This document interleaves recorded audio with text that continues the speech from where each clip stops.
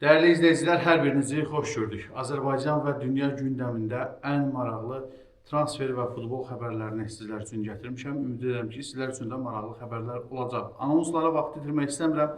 Videonu bəyənin, şərhlər bölümündə fikirlərinizi yazın. Kanala abunə deyilsinizsə, abunə olub bildirişi açıq tutun. Mən isə məlumatlara keçid alım.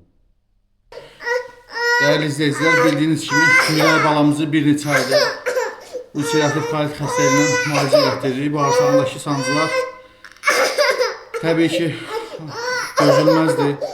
Məcbur olub paylaşırıq. Halımızdan anlayıb dəstək olan, dua edən hər kəsə təşəkkür edirəm. Ümid edirəm ki, bizi başa düşəcəksiniz. Bu Ramazan günlərində dəstəyinizi əsirgəməyəcəksiniz.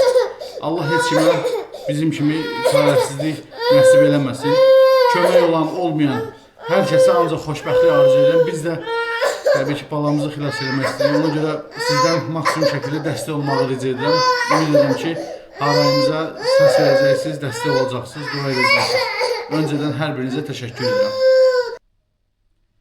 Ümid edirəm ki, bu Ramazan günlərində ən azından dualarınızı əsik etməyəcəksiniz. Mən isə xəbərlərə keçid alım. Dəyərli izləyicilər, ilk öncə sizlərin nəzərinizə çatdırım ki, Azərbaycan kubokunda artıq 2 yarımfinalçı bəllidir. Bunlardan biri Qarabağ komandasıdır, dəyərli dostlar. Digəri isə Zirə komandasıdır. Zirə komandası artıq dünən yarımfinala yüksəldiyi bəlli olmuşdu. Daha doğrusu islaha gün. Dünən isə Qarabağ komandası Şamaxını 3-1 hesabı ilə məğlub edib, deməli, yarımfinala yüksəldi. İlk oyunda Qarabağ komandası bir top fərqi ilə məğlub olmuşdu.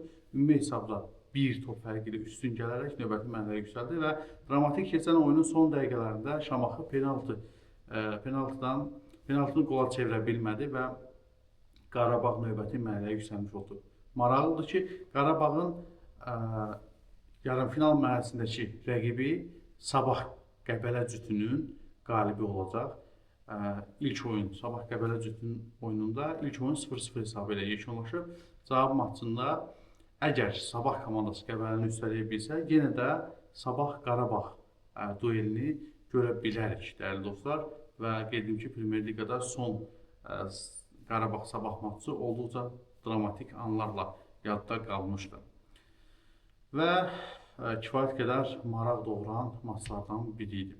İndi isə transfer xəbərlərinə keçid alaq. Ondan öncə siz nə düşünürsünüz? Azərbaycan kubokunun qalibi hansı komanda olacaq? Bu barədə öz fikirlərinizi mütləq şərhlər bölümündə yazın. Dəyərli dostlar, Qarabağ komandası yeni bir futbolçu transfer etmək niyyətindədir. Bu Qazaxstanlı gənc futbolçunu düşərgəsinə qatmağa çalışır Qarabağ komandası. Qazaxstanın Xan Tengri klubunun 16 yaşlı hücumçusu Hüseyin Qambarov Azərbaycanın Qarabağ və Türkiyənin Qalatasaray klubunun maraq dairəsinə düşüb. Bu barədə Qazaxstanın Goal KC sosial media hesabı məlumat yayıb. Hazırda tərəflər arasında danışıqlar aparıldığı iddia olunur. Lakin futbolcu yetkinlik yaşına çatmadığı üçün onun hələlik öz ölkəsinə çıxışını davam etdirilməsi planlaşdırılır. Qambarov yerli digər özəl klub olan FFC-nin yetirməsidir. O, Almatı Liqasının ən yaxşı hücumçusu seçilib. Görək, Qazaxstanın bu gənc istedadlı futbolçusu Qalatasarayı yoxsa Qarabağı seçəcək. Görəcək yaxın günlərdə.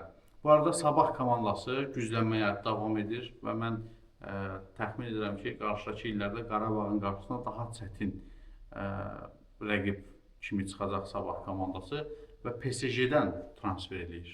Bəli, PSG-dən Bilal Laurendonu Sabah komandası transfer edir. Dəyərli dostlar, bu 20 yaşlı Mərakeşli qapıcı PSG-nin əsas heyətində debut etməsə də bir neçə dəfə iştirak ərizəsinə adı salınıb. Mərakeş millisinə dəvət alır. Qeyd edim ki, Mərakeşin 20 yaşlardan ibarət komandasında çıxış edir. Həmçinin milli komandası çıxış edir. Həmçinin PSG-də artıq müqaviləsi başa çatmaq üzrədir. Yayda azad agent statusu ilə Sabah komandasına keçəcək. Maraqlı məqam odur ki, Fransa mətbuatı da bildirir ki, deməli, hal-hazırda PSG-də qapıçılar arasında güclü rəqabət var. Ona görə də Bilal Laurendon PSG ilə müqaviləsini uzatmaq niyyətində deyil. 2019-cu ildən yeri gəlmişkən PSG-nin düşərgəsindədir və o daimi oynaya biləcəyi bir komandaya keçmək niyyətindədir. Futbolçu haqqında qısa bir-iki məlumat da sizin nəzərinizə çatdırım. Hündür boylu futbolçudur. 1,93 m boyu var 20 yaşlı futbolçunun və Morokko əsillidir. Fransada doğulub. Həm Fransa, həm də Mərakeş deməli vətəndaşıdır, dəyərli dostlar. Onu da sizin nəzərinizə çatdırmış olduq. Keçək digər transfer xəbərlə bağlı danışaq. Deməli, Neftçinin gənc futbolçusu Murad Məmmədov Kifir klubuna keçməyə yaxındır. Belə ki, Aris komandası 19 yaşlı Vingeri transfer etmək istəyir. Bu barədə sportfm.com.cy saytı məlumat yayıb. Muradın Neftçi ilə müqaviləsi 30 iyun tarixində başa çatır. Bu amil onun Lisabon Limassol təmsilçisi üçün xüsusilə cəlb edici varianta çevirir.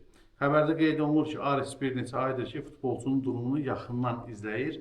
Məmmədov kimi xüsusiyyətlərə malik oyuncunun transferi komandaya əlavə hücum variantı qazandırmaqla yanaşı gələcək üçün sərmayə də ola bilər. Qeyd edək ki, Murad Məmmədov Neftçinin yetirməsidir. 21 yaşlardan ibarət milli komandamızın üzvü bu mövsüm Ağqaralan heyətində meydana çıxdığı 13 rəsmi maçda bir qol vurub və bir məhsuldar ötürmə ilə yadda qalıb bu gənc futbolçu. Dəyərli dostlar, Neftçidən söhbət düşmüşəm. Neftçinin keçmiş baş məşqçisi Samir Abbasov Sumqayıtla danışıqlara başlayıb. Qeyd edim ki, Sumqayıt komandasında da Samir Abbasov artıq bundan öncə 3 dəfə səhv eləmirəmsə çıxış edib. Bu 4-cü çıxışı olmalıdır səhv eləmirəmsə, əgər razılığa gələ bilsələr. Hal-hazırda Sumqayıtı çalışdıran Serbiyalı mütəxəssis Saşa İliçin müqaviləsi yayda başa çatır. Qeyd edim ki, Balkanlı ilə ötən ilin iyul ayında bir illik müqavilə bağlanıb. Amma Sumqayıt komandası Saşa İliçə belə deyək, şərt qoyub ki, Avrokuboklara Sumqayıt komandasını daşıya bilməsə, o zaman müqavilə uzadılmayacaq. İndiki halda Sumqayıtın Avrokubok şansları var, amma Avrokuboklar qazana biləcəkmi, bilməyəcəkmi, onu mövsümün sonunda görəcək və o zaman artıq Saşa İliç qalacaqmı, gedəcəkmi, Samir Abbasov gələcəkmi, gəlməyəcəkmi, bax bu məsələyə tam aydınlıq gələcək. Biz də bu məlumatı sizin nəzərinizə çatdırmaq istədik. Dəyərli dostlar, Zirənin futbolçusu Ayrın Gomis zədələnmişdi bildiyiniz kimi. Artıq məlum olub ki, onun zədəsi kifayət qədər ciddidir və bir müddət Zirənin köməyinə çata bilməyəcək. Onsuz da çempionatda Avrokuboklar üçün düşmək üçün mübarizə aparan Zirə komandasının kifayət qədər çətinlikləri vardı. Ayrın Gomis kimi vacib heyət üzvlərindən birinin itirilməsi də məncə komandaya çox mənfi təsir göstərəcək. Bu arada Azərbaycanlı hakim Əliyar Ağayev hələ də Küveytdə ilişib qalıb və geri qayıda bilmir. Bildiyiniz kimi Amerika, İsrail və İran arasında baş tutan müharibə ilə bağlı hava məkanları bir sıra ölkələrdə bağlanılıb. Xüsusilə Küveyt də bilirsiniz vurulmuşdu İran tərəfindən. Küveytdə Amerika bazaları vurulmuşdu səhv eləmirəmsə. Və bununla bağlı Küveytin də hava məkanı bağlanıb və ona görə də Əliyar Ağayev Bakıya dönüşü qeyri-müəyyən müddətə təxirə düşüb. Hazırda vəziyyət